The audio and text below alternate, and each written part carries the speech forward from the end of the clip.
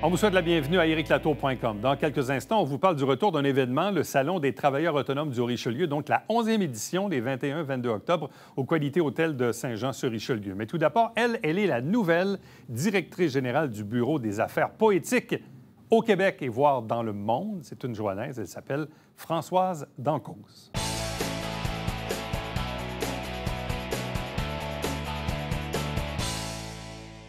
On connaît maintenant l'identité de la nouvelle directrice générale du Bureau des affaires poétiques. C'est l'une des nôtres, une Joannaise bien en vue, Françoise Dancause. Bonjour et bienvenue. Bonjour. Et félicitations. Merci, merci. Mais la première question que je me suis posée dans les derniers jours, quand j'ai vu ça, j'ai dit, bon, ben bravo, ça c'est quelque chose d'intéressant, de prestigieux, mais le Bureau des affaires poétiques, qu'est-ce que c'est? Bien, en fait, c'est installé dans la ville de Québec, mais c'est un plus grand rayonnement que la ville de Québec. Puis, c'est un organisme, un OBNL, un OSBL, je ne sais plus trop l'appellation, mais c'est un organisme qui valorise la poésie, mais sous diverses formes, donc même en multidisciplinaire, qui va parler du genre littéraire, mais aussi la poésie qui dépasse l'écrit, en fait, le geste, la danse, etc. Qu'est-ce qu'on connaît de cet organisme-là? Sa petite histoire, qui sont les membres fondateurs ou les membres actifs? Qui sont ces personnes qui gravitent autour de ça? Oui, bien, en fait, ça fait 15 ans que ça existe, le Bureau des affaires poétiques. C'est parti du Printemps des poètes, qui est une initiative française qui fait des liens avec le Québec. Fait qu'au départ, l'organisme s'appelait le Printemps des poètes. Fait qu'ils ont fait une première édition. Après ça, ils se sont enregistrés en tant qu'organisme. Puis, avec le temps, pour se dissocier du Printemps des poètes, qui fait très français aussi, même s'il y a des initiatives québécoises, bien, ils ont décidé de s'appeler le Bureau des affaires poétiques. Fait qu'il y a un CA actuellement qui sont des membres des poètes, bien entendu, mais de la littérature également. Puis, ils ont plusieurs membres, mais c'est ça, je ne connais pas tout encore, puisque ça fait seulement une semaine que je suis là. Bon, mais qu'est-ce qui fait que toi, tu t'es ramassée là? Oui, mais moi aussi, j'ai été surprise. Ils ont mis des chasseurs de tête ou quoi? Bien, en fait, ils m'ont fait une proposition directement. On a fait un petit festival de la poésie cet été avec les bibliothèques.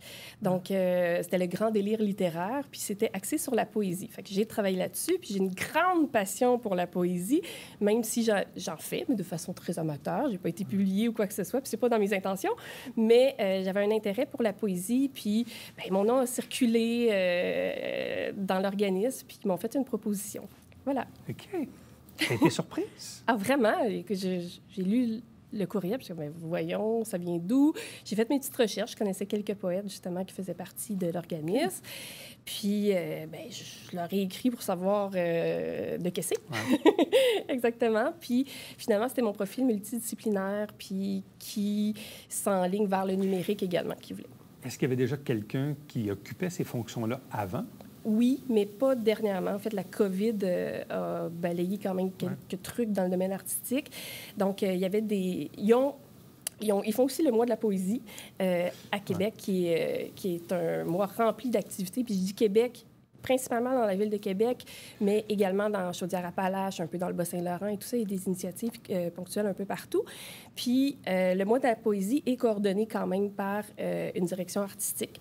Donc, il y avait une direction artistique dans les dernières années, mais la direction générale, elle date de quand même de quelques années. Puis la pandémie a fait en sorte que c'était plus difficile.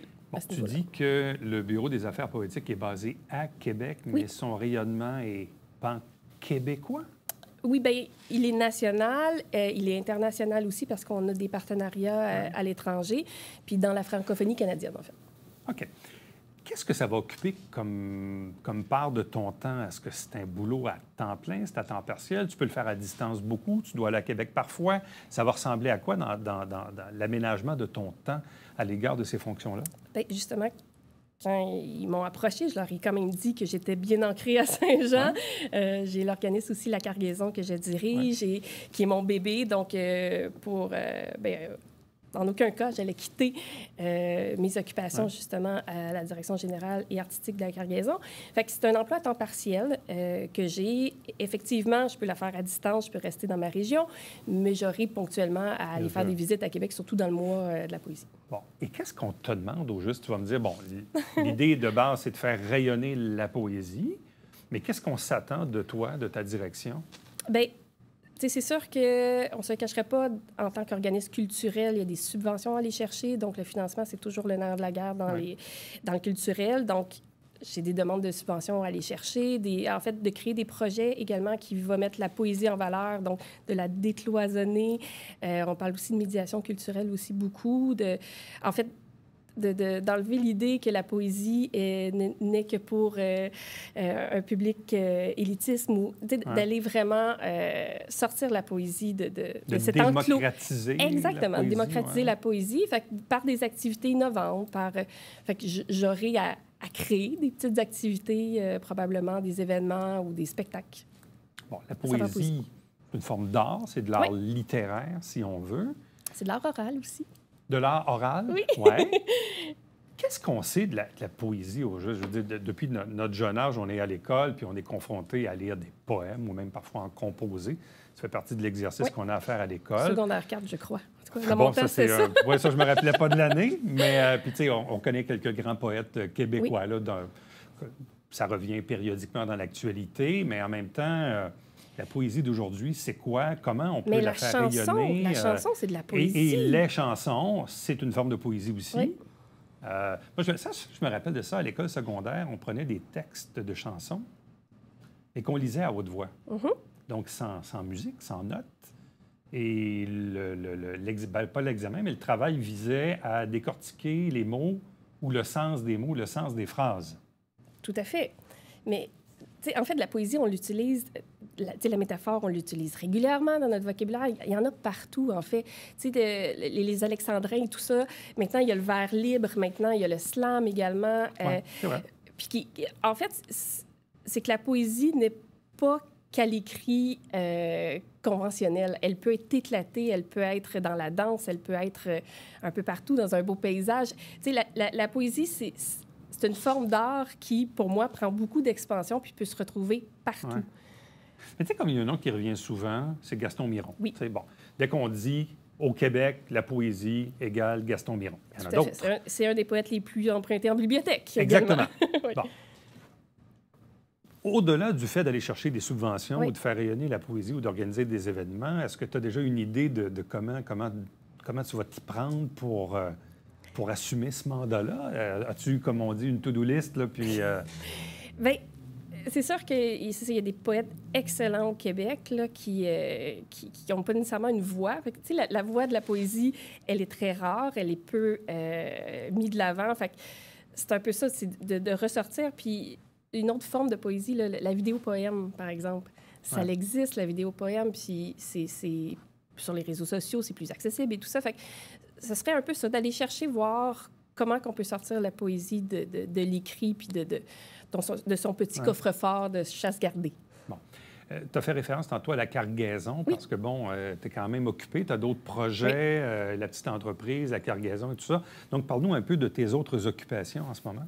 Bien, la cargaison prend énormément de mon temps. C'est un collectif d'artistes. En fait, on est le seul organisme professionnel de création sur le territoire. Donc, on est multidisciplinaire. On va toucher à tout, mais avec quand même une touche d'innovation. Donc, actuellement, on se concentre beaucoup dans le numérique, mais on va faire des maillages en différentes disciplines. Puis, on crée des mappings vidéo qui vont avoir lieu là, tout bientôt. On reprend ADN à l'Église Sainte-Athanase le 15 octobre. Puis, on dévoile un nouveau mapping vidéo aussi, Les Fantômes de la Gare, à l'Halloween. Donc, c'est beaucoup de projets. Oui, puis c'est pas juste du mapping vidéo. Là, j'ai parlé des mappings, mais on éclate ça. On fait un projet aussi sur Joséphine Marchand d'Endurant, qui est une johannaise célèbre, fille de Félix Gabriel Marchand, puis qui a instauré, en fait, les livres gratuits, donc à l'origine des bibliothèques. Puis on est en train de monter une exposition virtuelle interactive sur la vie de Joséphine Marchand d'Endurant. Fait qu'on prend des projets qui sont souvent à saveur historique, on aime beaucoup le patrimoine, puis qu'on transpose en œuvre d'art, œuvre originale. Bon. Mais aussi, dans le cours d'une année, tu es appelé parfois à travailler sur des projets... sporadique, des contrats particuliers. Donc, ça aussi, puis ça occupe du temps, là. Oui, bien, c'est ça. J'ai mon entreprise, Frada Production, mais j'ai entreprise, c'est quand même une entreprise individuelle. Donc, c'est moi, en tant qu'artiste également, je suis présentée sous Frada Production. C'est sûr que Bien, c'est ça. La cargaison prend beaucoup de mon temps puis me permet de faire de la direction générale artistique, mais aussi de la création. Fait que je crois quand même laisser quelques contrats plus corporatifs parce que ce qui me fait vivre, c'est la création, c'est faire partie de projets culturels. Fait que là, mon emploi du temps, il faut que je refasse l'agenda pour que ça rentre dans une année. Bon, je prends juste un simple exemple, peut-être en guise de référence pour les gens qui nous regardent. Bon, les galas de l'excellence de la Chambre de commerce. Tout à fait. Il y a toute une chorégraphie. C'est de la mise en scène. C'est de la mise en scène. Hein? Donc ça, c'est juste dire, oui, c'est une fois par année, mais quand on embarque là-dedans, c'est des heures et des heures avant le gala. Là. Oui, des semaines de travail. Mais c'est ça, il y a certains contrats, là, la Chambre de commerce, je ne pense pas le quitter prochainement. Mais c'est ça, je faisais plein de petits contrats corporatifs pour de la vidéo, des choses comme ça, que ça, probablement, qui risque de tomber par manque de temps. Puis... Une question drôle peut-être, mais en ce moment, es-tu sur ton X? Oui, tout à fait. Non, mais tu sais, la direction générale d'entreprise puis d'organismes culturels, ça joue dans mon côté entrepreneurial quand même, puis je défends que les arts, le monde culturel, est aussi une économie. C'est pas vrai qu'il faut pas voir ça comme des petites entreprises, c'en est. Puis on peut faire rayonner, tu sais, on a des produits à vendre qui sont différents d'un meuble. Bien, les arts, en général, comme toute entreprise, il y a des revenus, il y a des dépenses. Oui. Puis, ultimement, il y a des retombées.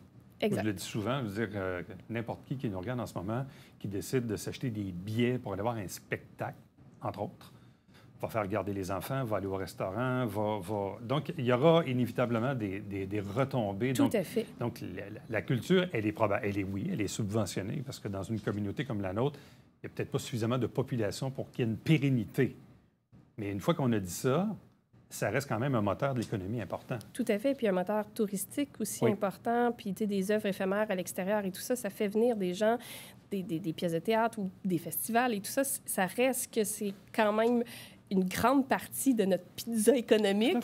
Puis, c'est ça. Fait que moi, ça me rejoint parce que c'est ça. J'aime ça, jouer là-dedans puis de faire reconnaître les arts à leur juste valeur. Autre exemple, j'étais à Trois-Rivières en fin de semaine. Je regarde toujours l'amphithéâtre que je trouve magnifique. Avec des spectacles, comme Bryan Adams ou comme d'autres artistes. Mais donc, il y a des gens qui partent de l'extérieur, qui couchent à l'hôtel, qui mangent dans les restaurants. Ultimement, pourquoi? Pour passer 2 heures sous l'amphithéâtre. Tout à fait. Donc, c'est un exemple concret que la culture génère des retombées. Tout à fait. Bon. Donc là, tu dis que tu vas devoir réaménager ton horaire du temps. Puis, tu sais, il y a la famille aussi dans tout ça. Il n'y a que 24 heures dans une journée. Oui. Mais donc, de ce que je comprends, tu es heureuse, tu es contente, tu es sur ton X en ce moment. Est-ce que c'est là que tu te voyais il y a plusieurs années? Bien, c'est drôle parce que j'ai eu la conversation avec mon conjoint cette semaine. Je me suis dit, la petite Françoise, qu'est-ce qu'elle penserait de... Exact. Puis je pensais pas du tout m'en aller là. Je savais, la mise en scène, ça a toujours fait partie de mes rêves, de mes aspirations. Mais là, d'avoir un côté entrepreneurial aussi. Mais je crois qu'elle serait fière. Je suis pas tout à fait dans la lignée que je m'étais dit, mais en même temps, je pense que oui. Alors, un nouveau défi s'ajoute à la longue liste de Françoise Dancos, qui est dorénavant la nouvelle directrice générale du Bureau des affaires poétiques. C'est beau, hein? C'est au poétique. Québec Même le et dans le monde. beau. Oui. Hein? Voilà. Merci beaucoup. Bonne chance. Merci. Reste avec nous. On vous revient après ceci.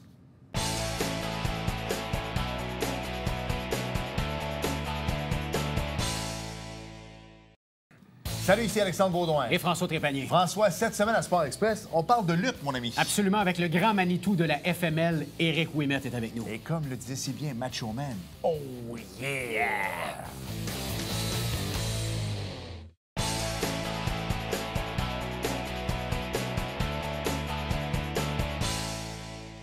Comme plusieurs événements, il y a des retours suite à cette pause COVID imposée dans les dernières années. C'est le Salon des travailleurs autonomes du Haut-Richelieu qui revient les 21 et 22 octobre, mais cette fois au Qualité Hôtel de Saint-Jean-sur-Richelieu. Avec nous pour en discuter, la coordonnatrice de l'événement, Mélanie Durand. Bonjour et bienvenue. Bonjour, Éric. On en est à combien d'éditions totales? Écoute, c'est sûr que là, on oublie la COVID, tout ça, mais ça va être la 11e édition. Bon, qu'est-ce qui vous a motivé à revenir? Parce que, bon, la COVID a imposé une pause. À la limite, ça peut imposer une réflexion, de dire qu'est-ce qu'on fait, est-ce qu'on revient avec cet événement-là, est-ce qu'on a fait le tour, est-ce qu'il y a un appétit de la part des gens de le refaire? Bref, qu'est-ce qui a motivé le retour de l'événement? Bien, c'est sûr qu'on a fait quand même un bon brainstorming. On a beaucoup parlé ensemble, suite justement au dernier qu'on a fait, tout ça. Est-ce qu'on le refait ou pas? Écoute, il y a une demande. Des travailleurs autonomes, il y en a plein. Ils n'ont pas beaucoup de salons pour s'exposer. Puis on parle justement comme un travailleur autonome notaire. Bien, tu sais, il y a le salon des notaires, à part ça, c'est tout. Tandis que nous, au moins, on peut lui offrir ça. Donc ça, c'est une chose. Mais il y avait beaucoup de choses qu'on voulait changer quand même. Donc, justement, on a changé l'endroit, on a changé les heures, on a changé, bien, au niveau des dates, là, on le fait un vendredi et un samedi. Donc ça, c'est une autre chose, au lieu du samedi-dimanche. Il y a beaucoup de choses qu'on a changées quand même. Mais il y avait donc un appétit de la part de vos membres à revenir avec cet événement-là. Oui, les membres, puis ceux justement qui se joignaient tranquillement au regroupement ou qui ne connaissaient pas le regroupement, parce qu'on s'entend que c'est le regroupement qui organise le salon. Moi, je le coordonne. Mais non, il y en avait beaucoup de gens qui voulaient ça. Là. Parce que même, je me rappelle, il y a un certain temps, j'avais reçu Christian Haché, évidemment, pour parler du retour du regroupement, parce que le regroupement lui-même aussi a été un peu en pause forcée dans les dernières années. Donc là, c'est le retour des activités, de vos rencontres habituelles et donc, dans les événements, le retour du salon en question. Exactement, la même chose. Donc, 11e édition, donc 21 et 22 octobre, mais donc un vendredi et un samedi. Oui. Changement de lieu. Dans les dernières années, c'était au Carrefour, dans le milieu. Là, vous revenez dans ce cas-ci à l'hôtel Quality. Donc, pourquoi ce changement de date et de lieu? Bien, le lieu, en fin de compte, écoute, on a essayé un peu partout. Oui. La polyvalente, ce qui était bien, c'est qu'on pouvait avoir beaucoup de kiosques. Mais il y avait un petit côté un peu moins professionnel, je peux dire, tout ça, que les gens aimaient moins, les exposants. Donc, c'est pour ça qu'on a cherché ailleurs, mais il n'y a pas de place. Donc, cette année, ce qu'on s'est dit, c'est qu'écoute, on va réduire le nombre d'exposants. Donc, on réduit le nombre, mais on y va en qualité, là, vraiment. Là, donc, on y a été pour ça, pour au niveau, justement, de l'emplacement. Tandis que les dates, samedi, dimanche, on sait que monsieur, madame, tout le monde, ils ont leurs courses, ils ont les enfants, ils ont aussi... Fait que c'est beaucoup. On s'est dit, le vendredi, peut-être que les travailleurs pourraient, justement, faire une journée de sortie et aller au salon. Tandis que le samedi, bien là, ça sera plus familial s'ils veulent. Quelles sont les heures d'ouverture? Pour le salon, c'est le vendredi, on parle de 10h à 21h. Fait que c'est quand même toute la journée. Et puis le samedi, encore là, de 10h, mais jusqu'à 16h, excuse-moi. Jusqu'à 16h. Donc le vendredi, 10 à 21 et le samedi, de 10 à 16. Exactement. Bon. Combien d'exposants, combien de kiosques? Il va y avoir 36 kiosques. 36 kiosques au total. J'ai également des partenaires qui vont venir. Si on parle du CAE, qui est le Centre d'aide aux entreprises. Merci, Centre d'aide aux entreprises. Il y a également la commission scolaire pour le cours de lancement d'entreprise. Donc, j'ai des partenaires qui sont là autant pour les exposants ou pour ceux qui veulent démarrer en entreprise, tandis que, justement, j'ai d'autres choses qui sont là pour tous les visiteurs qui vont être là, autant pour les enfants aussi. Il va y avoir des animaux très spécial, exceptionnel. Il va y avoir un zoothérapeute avec des chiens. Il va y avoir une chatterie aussi. C'est toutes des choses quand même assez spéciales. Il va y avoir des activités pour les enfants, des activités pour les adultes, des petites surprises. C'est plein de choses tout le temps. Bon, parmi les kiosques, les 36 en question, je présume qu'il y a de la variété. Ça peut aller de quoi à quoi? Parce que quand on dit aux gens « travailleurs autonomes », c'est une définition qui est extrêmement large. Oui, puis il y a pas... On dirait que c'est pas tout le monde qui a la même version de travailleur autonome. Travailleur autonome, là, oui, ça peut être justement, comme je dis, des entrepreneurs qui sont dans le monde de la santé, disons. Il y a des zoothérapeutes, il y a des psychologues, il y a des massothérapeutes, de tout comme ça. Sinon, ça peut être aussi au niveau des boutiques, au niveau de tout ce qui est produit. J'ai une personne qui fait justement Bleu Élixir, qui va faire des petits produits qui vont être là. Tu sais, j'ai un peu de tout. Une chatterie, un tatoueur... Écoute... C'est très varié, parce que dans le fond, le travailleur autonome, c'est quelqu'un qui principalement est seul. Seul ou une petite entreprise quand même. Donc, si on parle de Signé Guillet, on s'entend qu'il a travaillé comme... Il était travailleur autonome.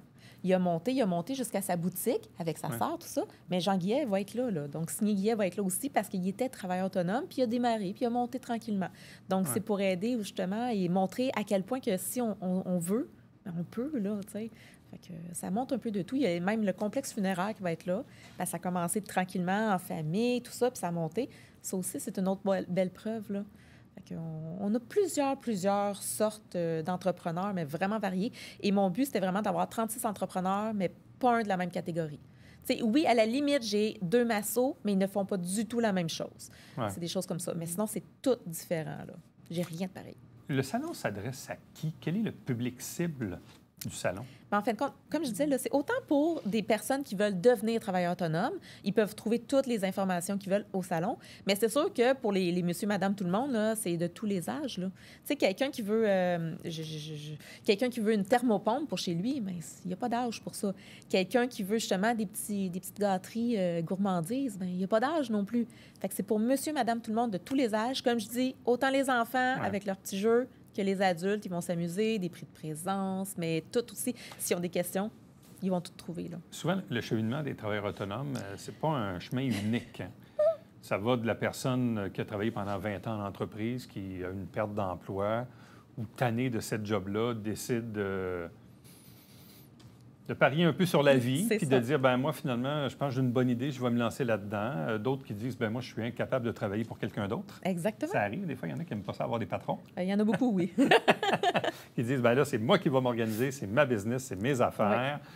D'autres que j'ai déjà vu aussi, des gens qui ont déjà été à la tête de grandes entreprises là, de 50, 100 employés, qui ne veulent plus ça. Exactement. Qui disent, moi, j'aime autant avoir moins de clients, mais juste faire mes petites affaires, moi tout seul, avec moi, mon chum, ma blonde, peu importe. Quelque chose de très familial.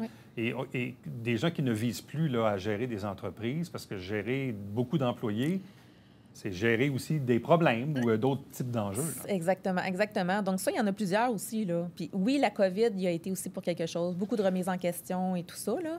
Mais sinon, là, on a vraiment de tout. Dans notre regroupement, là, on a des mentors, justement, qui étaient policiers, qui ont été un peu partout, mais ils ont décidé d'aller vers cette branche-là, un peu pour une paix d'esprit, je dirais. Là, mais en même temps, on travaille fort. C'était quoi les impacts de la COVID, justement, sur les travailleurs autonomes en général, ceux que vous croisez, que vous connaissez? Bien, écoute, si je parle pour moi, tout ça, parce qu'en tant que travailleur autonome, moi, ce qui a été difficile, c'est justement au niveau de tout ce qui est l'imprimerie, tout ce qui est le graphisme. Les gens ont fait « Oh, non, j'en ai pas besoin. Donc, ils ont mis ça de côté. Mais si on parle justement, oui, les notaires, les comptables, ça reste, là. Mais il y a beaucoup de boutiques qui ont fermé. Les tatoueurs ne pouvaient pas tatouer. Il y en a qui ont eu tellement de misère, puis il y en a beaucoup qui ont retourné sur le marché du travail salarié parce que il n'y arrivait plus. Donc, ça a amené un bouleversement dans cet univers-là. Oh oui. Mais il y a encore des travailleurs autonomes aujourd'hui. Il y en aura toujours d'ailleurs. Là. Mais on disait tantôt d'entrée de jeu que les travailleurs autonomes, en général, n'ont pas beaucoup d'espace pour s'exposer. Soit parce que, bon, il y a d'autres types de salons, mais qui, des fois, ne s'y prêtent pas pour eux. Les coûts, c'est quand même non négligeable. Mais il y a des salons pour qui avoir un kiosque, c'est extrêmement onéreux.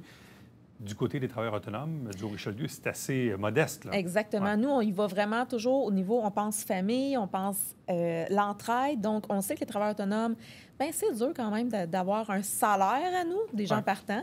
Donc, de s'exposer, de justement faire la location de kiosque, des 1 500 là, c'est dur pour eux. Fait que nous, là, un kiosque à 400 là, puis encore là, j'ai plein de choses que j'offre aux exposants qui sont gratuits là-dedans, qui sont compris. Tu n'auras pas ça ailleurs. Mais, tu sais, à 400 là, je parle pour une fin de semaine, tout compris ou presque. Il y a un souper qui n'est pas compris, mais les dîners sont compris. Tout est là. Je pense que ça vaut la peine pour une fin de semaine complète là, pour se faire voir et tout ça. Là. Bon. Quels sont les coûts d'entrée pour le public? Pour le public, oui. Avant, il y avait un petit coût d'entrée de 2 mais on échangeait aussi des coupons, puis ça, c'était beaucoup. Mais là, pour faire une empreinte un peu plus écologique, on a décidé d'arrêter tout ce qui était imprimé billets et puis les grosses affiches aussi. Et puis là, maintenant, les gens vont pouvoir venir à l'entrée et payer 10 $. Mais ça va être pour le regroupement, parce que c'est le regroupement qui le fait. Donc, par la suite, bien, le regroupement va pouvoir le partager avec ses membres à travers une activité ou sinon, peut-être faire venir un conférencier, mais ça va être vraiment pour le regroupement. Là. Bon, parce que c'est vrai, dans le passé, il y a déjà eu des conférenciers, il y avait aussi parfois une cause qui était associée à l'événement. Bref, ça, c'est moi, je dirais, d'autres trucs qu'on a essayé, disons, dans les dernières années. Donc là, on y va un peu dans une autre formule, si on veut. On essaie, exactement, essai-erreur, comme on dit, mais là, on essaie, puis on essaie vraiment d'aller plus coucouner les exposants pour, justement, faire évoluer les travailleurs autonomes, pour les entraider, pour qu'ils se connaissent tous entre eux. C'est vraiment plus ça qu'on vise, là. Bon, est-ce qu'il y a encore des kiosques disponibles où ils sont vraiment tous comblés? Il y en a quelques-uns. Donc, c'est très rare. C'est sûr que s'il y en a qui seraient intéressés, il faut communiquer avec moi le plus tôt possible. La meilleure façon, c'est par courriel info@woofdesign.ca. OK. Mais il reste encore quelques kiosques, mais très, très peu. Oui, exactement. 3-4, là, mais... Puis le 36, là, c'est une limite vraiment maximale, ça? La salle, elle est comble. Elle est pleine. Là, vous êtes dans la grande pièce. Oui, bien, en fin de compte, il y a Qualité, 2 là? salles. J'ai Ouais. pris la grande salle au complet, puis j'ai plus de place. Bon. En même temps, l'avantage aussi du Quality, c'est qu'il y a un stationnement à proximité. Parfois, ça a l'air nono un peu, mais les gens aiment Non. bien stationner proche Oui. pour rentrer, être proche de l'entrée. Donc, ça aussi, ça aide un peu. Exactement. Contrairement peut-être au collège militaire ou à la polyvalente, où parfois le Ah. stationnement est un peu plus loin. Oui, Donc, ça va quand même. ça va aider énormément. Aider pour la peine. Oui. Donc, 11e édition, Salon des travailleurs autonomes du Haut-Richelieu, vendredi le 21 de 10h à 21h, samedi le 22 de 10h à 16h. Je le répète, donc c'est à l'hôtel Quality Inn, centre de congrès de Saint-Jean-sur-Richelieu, le retour de cet événement-là. Donc, où on aura un peu de tout, Oui. allant, comme on dit, du notaire à la massothérapeute. Au tatoueur, passant par un zoothérapeute. Regarde, j'ai tout. Bon. Ou presque. Et les gens qui arrivent avec des enfants, on disait tantôt, bon, il va y avoir une chatterie, tout ça, les gens peuvent aller là avec leurs enfants, Oui. être capables de passer quand même un certain temps dans le salon. Oui, parce que c'est sûr, bon, oui, comme les autres années, on avait tout le temps le passeport qu'on remettait à chaque Ouais. visiteur qui devait passer à chaque kiosque pour répondre aux questions, pour pouvoir participer au prix de présence. Mais là, les enfants, c'était plate pour eux autres, là. Fait que j'ai fait une petite chasse aux monstres. Ils doivent trouver des monstres, puis quand ils les ont tous, ils ont une petite surprise. Mais je ne dis pas c'est quoi. Là, vous êtes combien de membres actuellement chez les travailleurs autonomes? Là? Ah, écoute, ça a beaucoup varié. Ouais. Là, ça commence à rentrer, je dirais peut-être une cinquantaine. Là, tu sais, oui. Mais c'est ça. Mais Ça il faut rentre. redémarrer. Puis c'est là qu'on voit qu'avec la COVID, il y a beaucoup de choses qui se sont arrêtées. Puis là, quand on décide de les redémarrer, bien, ça prend beaucoup d'efforts pour ramener ça. Exactement, exactement. Mais on le voit que les gens veulent le connaître, veulent en savoir davantage sur ce qui est le travailleur autonome. Puis les gens, ce qu'ils aiment, justement, quand ils démarrent comme travailleur autonome, bien, ils viennent voir le regroupement parce que c'est comme une petite famille. Après Et ça, s'ils veulent évoluer. Et ça brise l'isolement du travailleur autonome qui est tout seul dans son sous-sol à faire ces trucs-là. Exactement. Ça, là, faut enlever socialiser, cette hein? image-là. Là. Ouais, Zoom, c'est le fun, mais il faut socialiser Ah, aussi. oui, non, du contact humain. Mélanie Durand, merci beaucoup. Ça me fait plaisir. Bonne chance. Restez avec nous. On vous revient après ceci.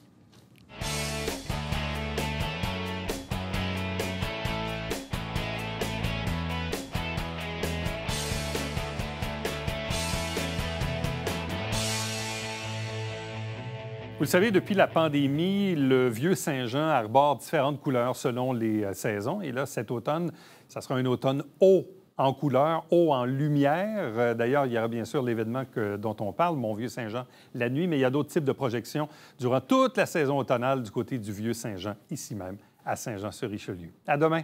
Bye-bye.